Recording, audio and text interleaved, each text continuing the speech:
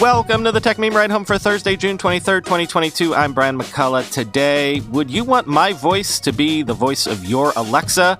An interesting raise that can change people's vocal accents in real time. Instagram rolls out a comprehensive system to check ages on their platform. And is that new Brave search engine becoming a contender? Here's what you missed today in the world of tech.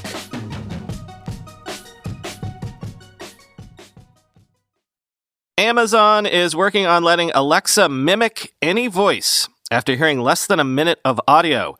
They say that they want to do this as a way to, quote, make the memories last.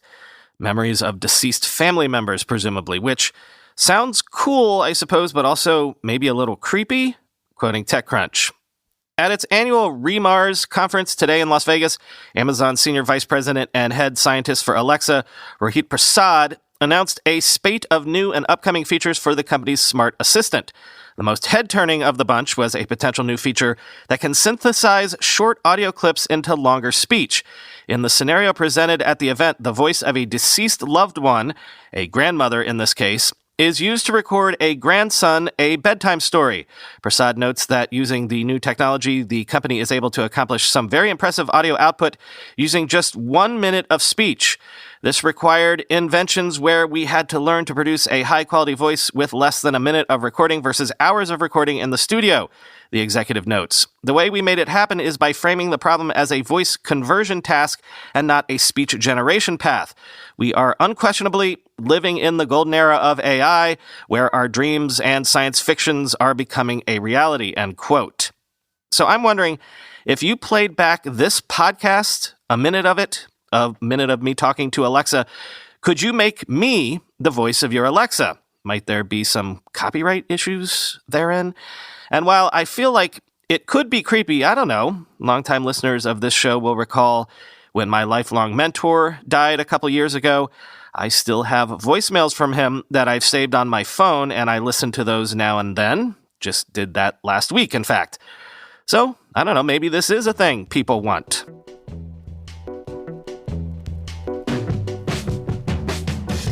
Somewhat related, interesting raise. I guess we really are in the golden age of AI, at least for voice stuff.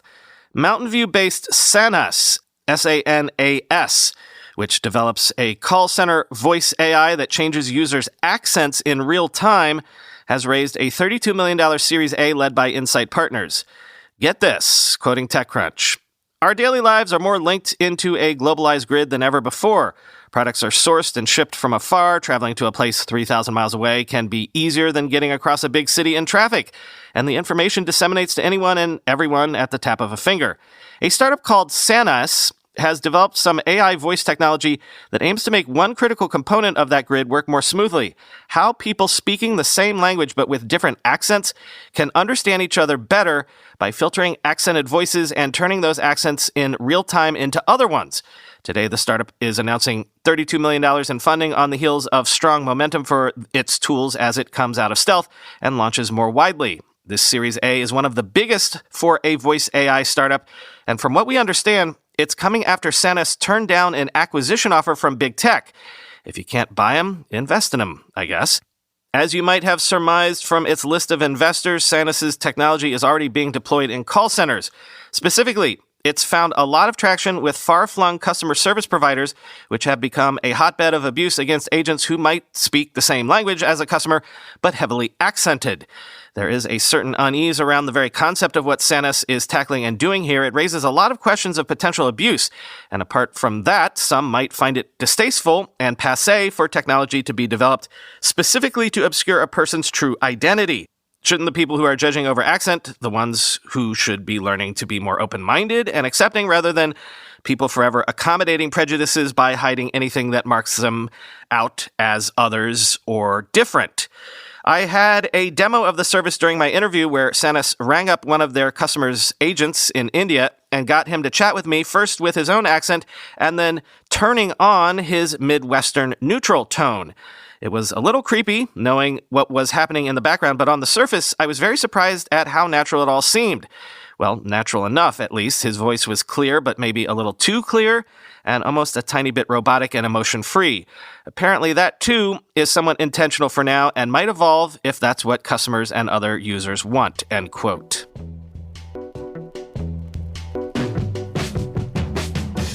I guess this is somewhat related too. Cerebras says its wafer-scale chip has set a record for the largest AI model trained on a single device with up to 20 billion parameters, quoting Tom's Hardware.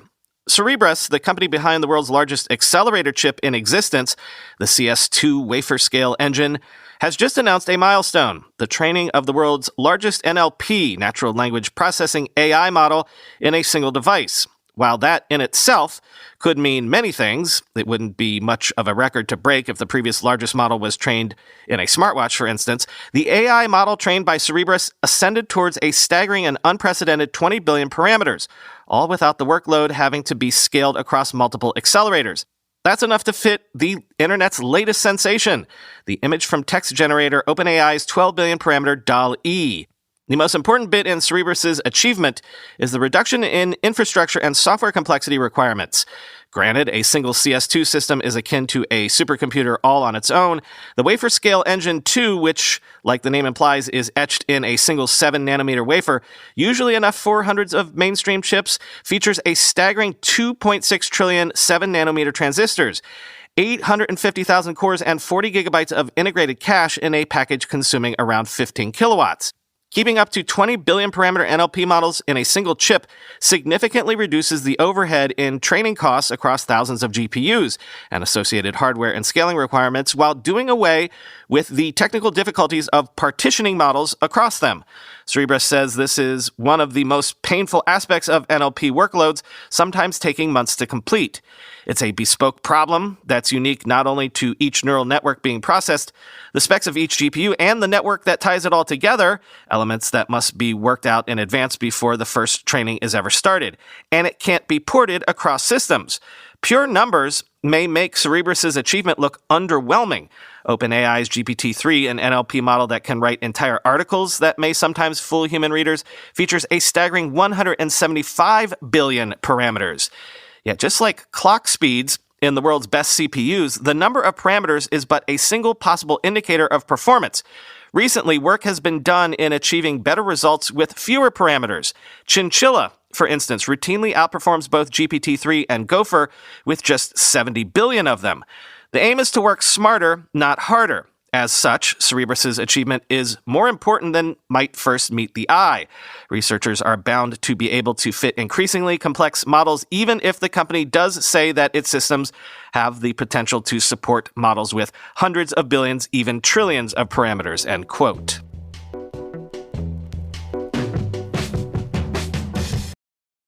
Instagram has begun testing tools to verify ages, starting with 17-year-olds or under, using photo IDs, software, or adults vouching for users, quoting the Wall Street Journal. Meta Platforms said Thursday that if users of its photocentric social network try to edit their dates of birth so that they are deemed to be over 18, it will now require additional verification. Instagram is testing 3 options: requiring users to upload IDs, ask adult Instagram friends to vouch for their ages, or submit videos of their faces that will be analyzed to estimate age. Instagram is adding these extra steps as part of its efforts to ensure age-appropriate experiences for minors. While children under 13 are prohibited by the network's terms of service, those who say they are ages 13 to 17 can use it with some limitations. Yet Instagram doesn't verify the age a user declares when creating an account, and Instagram said these new tools won't change that. Instagram is testing the tools in the US before deciding whether to roll them out more broadly.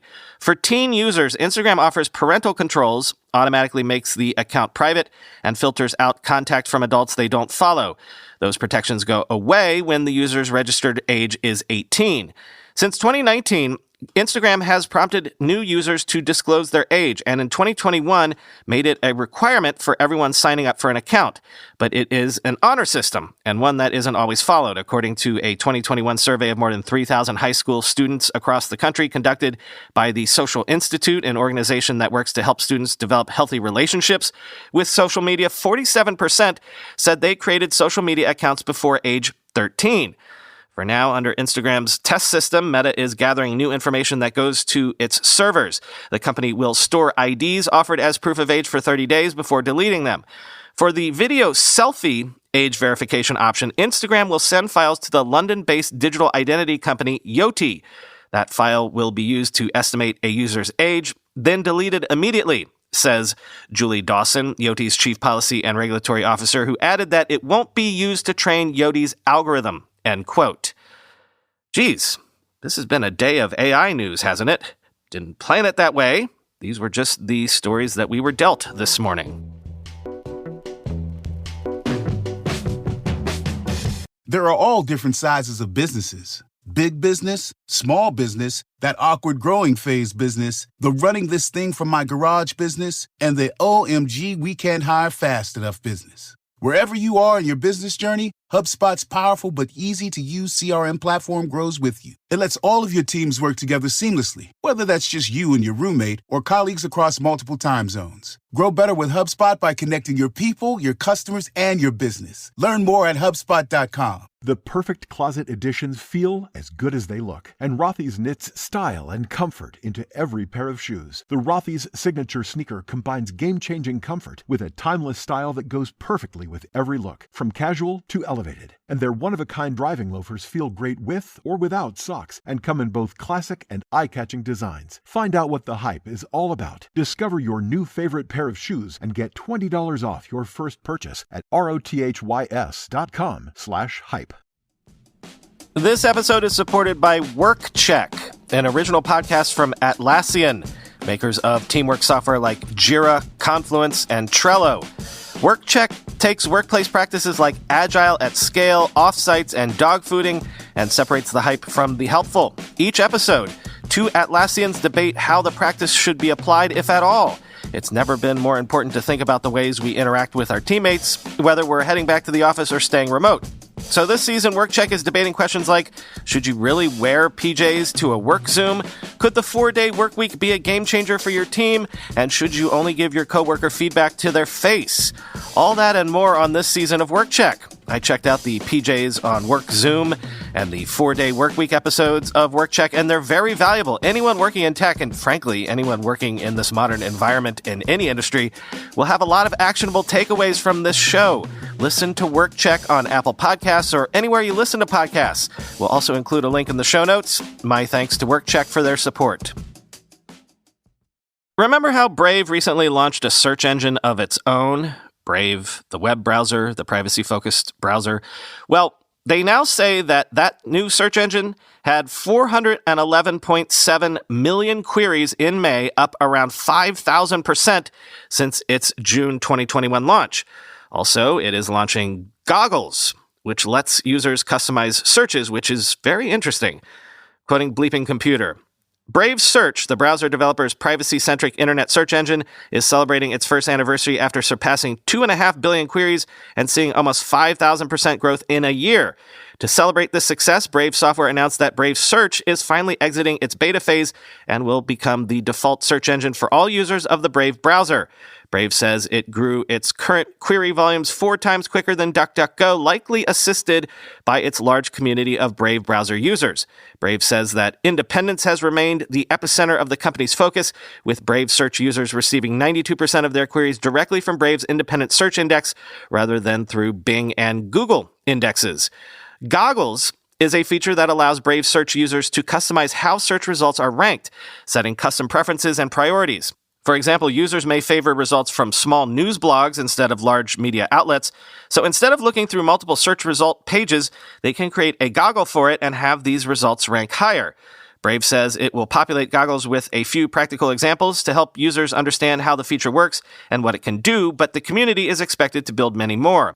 A white paper gives more details about Goggles, including examples of excluding the top 1,000 most popular domains for any search term and excluding product reviews with commercial backing. With Goggles, users can get highly curated search results that would be otherwise impossible in the context of a search engine that doesn't log queries for user profiling and tracking, end quote.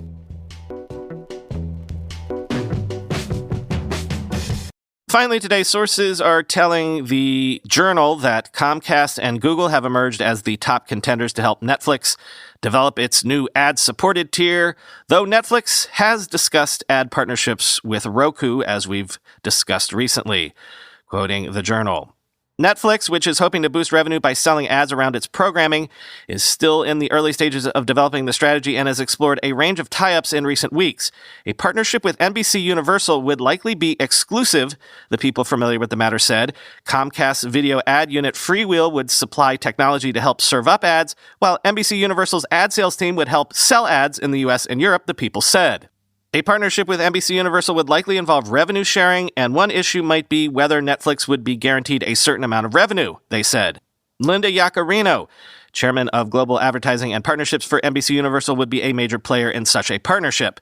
Google brings to the table its own ad-serving technology and experience in video through YouTube and its online channel bundle, YouTube TV, people close to the discussion said. Google already has a commercial relationship with Netflix, which is a customer of its ad buying tools, they said. It is likely Google would also pursue an exclusive arrangement. Roku has also had early talks with Netflix about ad partnerships, the people familiar with the matter said. The information previously reported that Netflix talked to Comcast and Roku about getting help on technical infrastructure or ad sales. In April, when Netflix announced its first quarterly subscriber loss in more than a decade, the company said it would move toward putting ads into its service, something co-chief executive Reed Hastings has long resisted. Forming partnerships with big competitors such as Google or NBC Universal and outsourcing technical infrastructure and ad sales could help Netflix move faster to bring ad-supported versions of its service to market. Several ad industry executives estimated that it would take at least a year for Netflix to roll out ads across the service globally, though others said Netflix could begin testing ads in some markets much sooner. The major competitors Netflix is considering each have experience in supporting other companies' ad sales efforts. NBCU has been the exclusive reseller of ads for Apple News and Apple stocks in the US since 2017, and recently said it expanded its relationship to include the UK. NBC Universal would give Netflix open access to its ad tech partners, one of the people familiar with the matter said. Google began helping Walt Disney, which had been a Freewheel customer, serve ads across video, smartphones, and desktops in late 2018, end quote.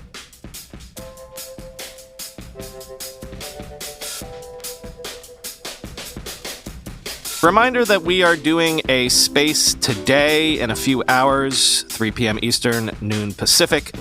And also, I want to note this. Ad-free feed subscribers. Some of you didn't get an episode yesterday, and yes, I'm aware of it. Look, all I can tell you at this point is that the ad-free feeds have been a never-ending source of headaches for me. You might be aware that we have two different companies serving the ad-free feeds. The first one, Glow, got bought by Libsyn a while ago, which is a notoriously flaky company. Last month, I think it was, they didn't serve episodes for half a week. I couldn't even log into their service for a couple of days, and as recently as this week, for several days, their CSS was broken. So the page was all janky without formatting and such, and though I was able to figure out how to post, you know, your CSS breaking is something that should be fixed in a matter of hours, not days. Our second most recent vendor for the ad-free feed is Supercast, which you sign up for at tech.supercast.tech. Now, they've generally been better than Glow in terms of reliability, but it's Supercast that didn't post yesterday's episode. I emailed them last night, but haven't heard back yet at the time of this recording. And the way it works is I post the ad-free shows from our main podcast host feed, and then these other guys are supposed to, notice that our RSS feed has been updated and update and serve the new episodes accordingly. When they don't, there's literally nothing I can do. The episode is there, it's available, but if they're asleep at the switch, it is entirely, frustratingly, out of my hands. I log into Supercast, I click the link that says, "Hey, assholes, update the feed," but nothing happens. I cannot tell you how frustrating it is for me when this happens, especially because I can't do anything to make it better for you. I do all this work to write and record and put out a show, give it to you, the paying subscribers, my best paying fans, but you don't get it. It's maddening. I don't blame you if you unsubscribe and stop paying for this. Believe me, I wish it would just work, and it's such a source of constant hassle that I'm always tempted to just stop doing the ad-free shows entirely. The only thing that stops me from doing that is knowing how much some of you value it. This is me apologizing again. but also throwing my hands in the air and being like, I don't know what to do at this point. Talk to you tomorrow.